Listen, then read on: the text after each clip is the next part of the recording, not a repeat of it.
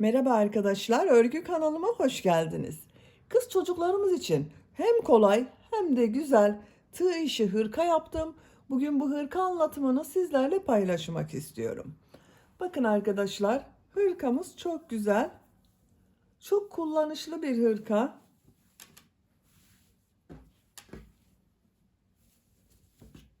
Yakadan düğmeli yaptım. Ben 3 düğme kullanmayı tercih ettim. Siz tercihinize göre bir düğmeli yapabilirsiniz. 4, 5, 6 düğmeli yapabilirsiniz. Buraya düğme ilikleri yaptım. Karşısına düğmelerini diktim. Ters tarafın görüntüsü bu şekilde.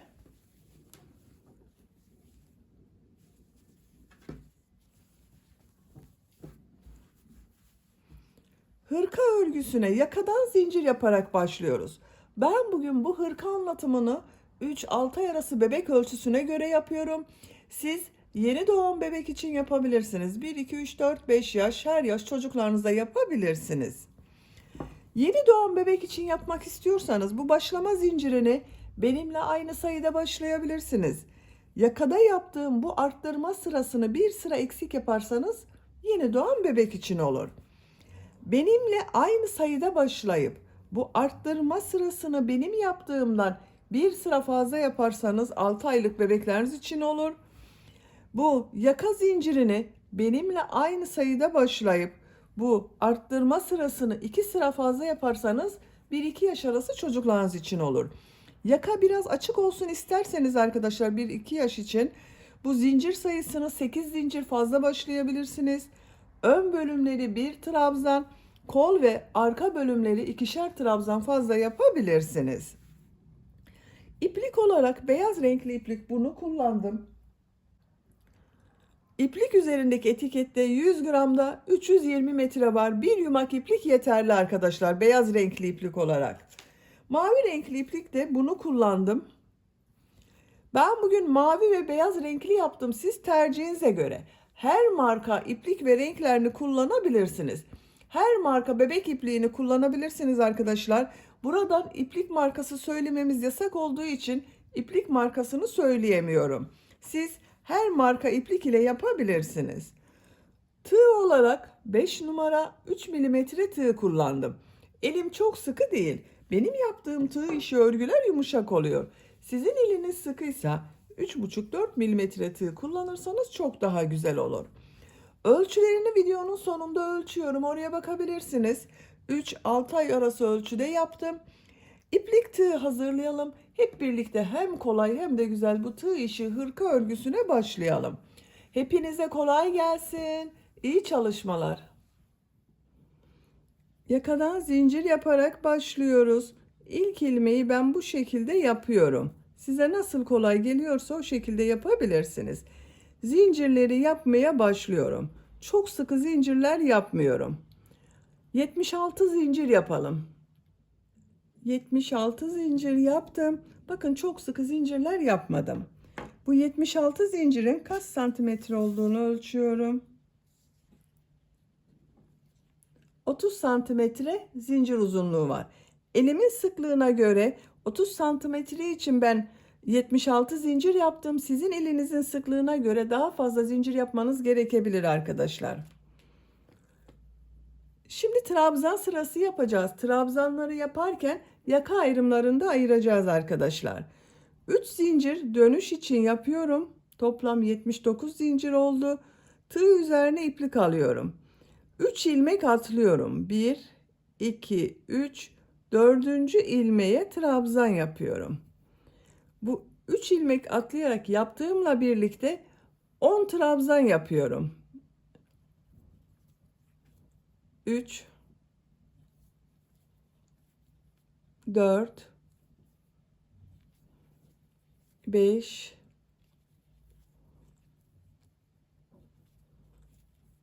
6, 7, 8, 9, 10. 10 trabzan yaptım. Arttırma yeri için 2 zincir yapıyorum. Kol bölümü için 18 trabzan yapıyorum. Her zincir üzerine bir trabzan yapıyorum. 18 trabzanı yapalım. Kol bölümü için 18 trabzan yaptım. Arttırma yeri için 2 zincir yapıyorum. 20 trabzan yapıyorum.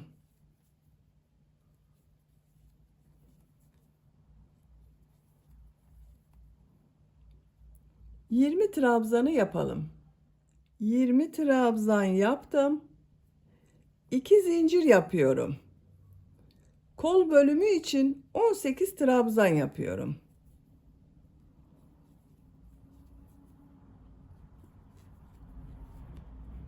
18 trabzanı yapalım. Kol bölümü için 18 trabzan yaptım. 2 zincir yapıyorum. Buraya 10 trabzan yapıyorum.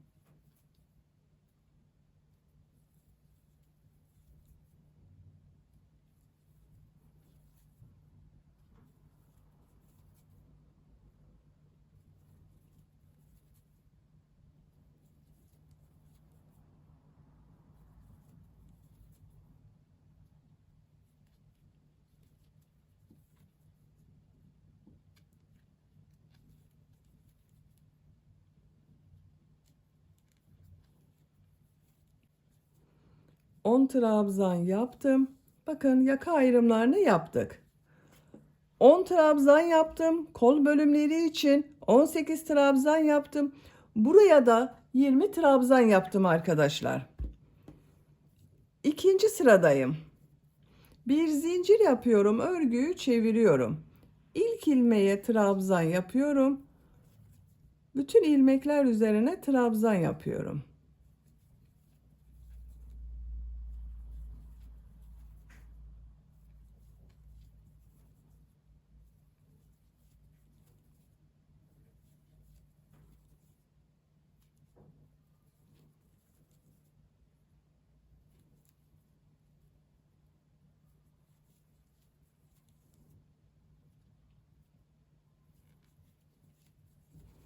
Bakın 10 trabzan yaptım. Arttırma yerine bir trabzan, 2 zincir, bir trabzan yapıyorum.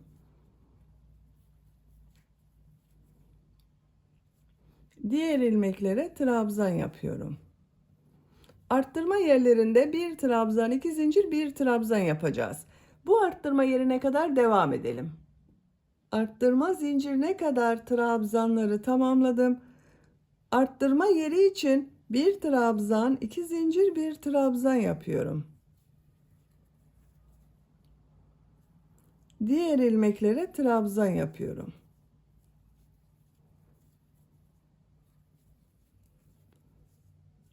Buraya kadar devam edelim.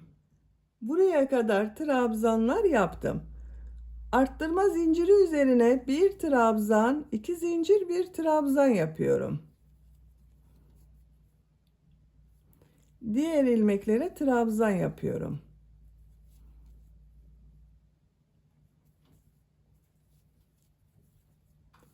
Buraya kadar devam edelim. Arttırma zincirine kadar kol bölümünde trabzanları yaptım. Buraya bir trabzan, 2 zincir, bir trabzan yapıyorum. Diğer ilmeklere trabzan yaparak devam ediyorum.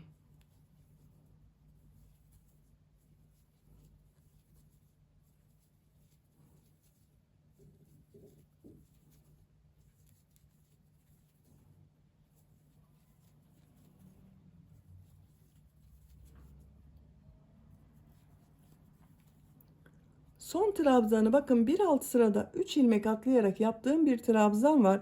Bunun 3. zincire trabzan yapıyorum. Bu sırada 2, 4, 6, 8, 10, 11 trabzan oldu burası. Arttırma yerlerinde bir trabzan, 2 zincir, bir trabzan yaptık. Bakın hepsinde 4 yerde arttırma yapıyoruz. 3. sıradayım. Bir zincir yapıyorum, örgüyü çeviriyorum. İlk ilmeğe trabzan yapıyorum. Diğer ilmeklere trabzan yapıyorum. Arttırma zincirine kadar devam edelim. Arttırma yerine kadar trabzan yaptım. Arttırma yerine bir trabzan, 2 zincir, bir trabzan yapıyorum. Diğer ilmeklere trabzan yaparak devam ediyorum. Bu arttırma yerlerinde de bir trabzan, 2 zincir, bir trabzan yapalım. Diğer ilmeklere bir trabzan yapalım. Sıra sonuna kadar devam edelim. Sıra sonuna kadar tamamladım. Bakın bütün arttırma yerlerinde bir trabzan, 2 zincir, bir trabzan şeklinde arttırmalar yaptım. Roba örgüsü bu şekilde devam edecek arkadaşlar.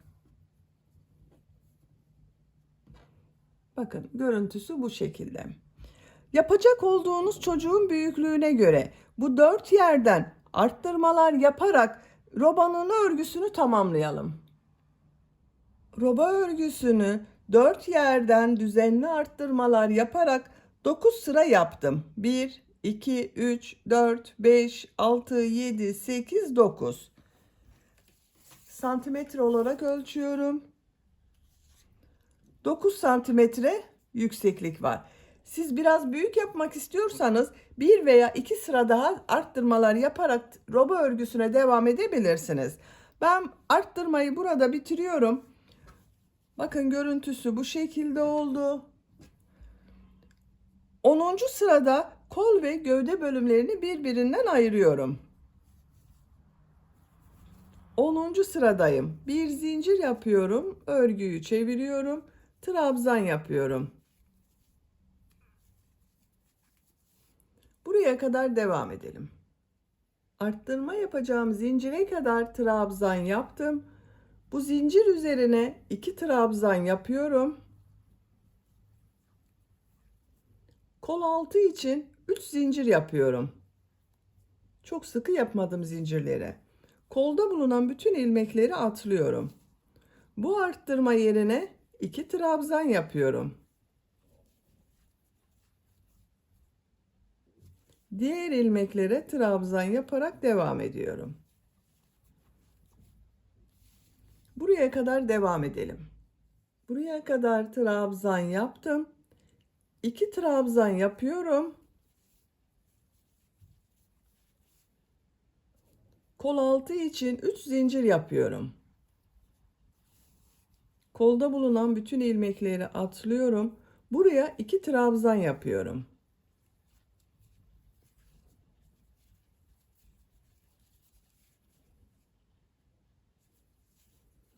Diğer ilmeklere trabzan yaparak devam ediyorum. Sıra sonuna kadar devam edelim. Sıra sonuna kadar tamamladım. Bu sırada bakın kol altında 3 zincir ile ön ve arka bölümleri birleştirdik. Kol bölümünü gövde bölümünden ayırdım.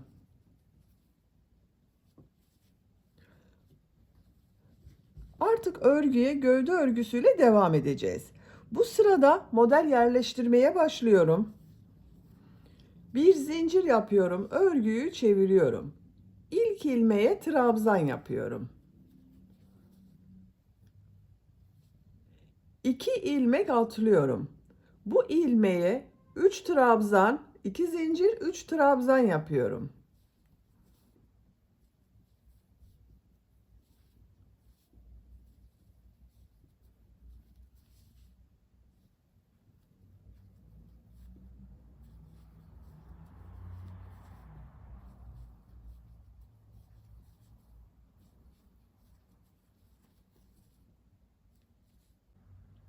Aynı ilmeğe 3 trabzan, 2 zincir, 3 trabzan yaptım. 2 ilmek atlıyorum. 1 trabzan yapıyorum.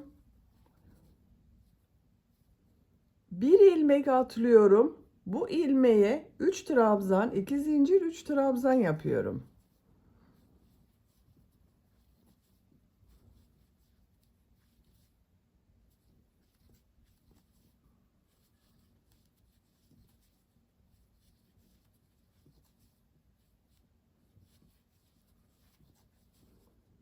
İki ilmek atlıyorum. Bir trabzan yapıyorum.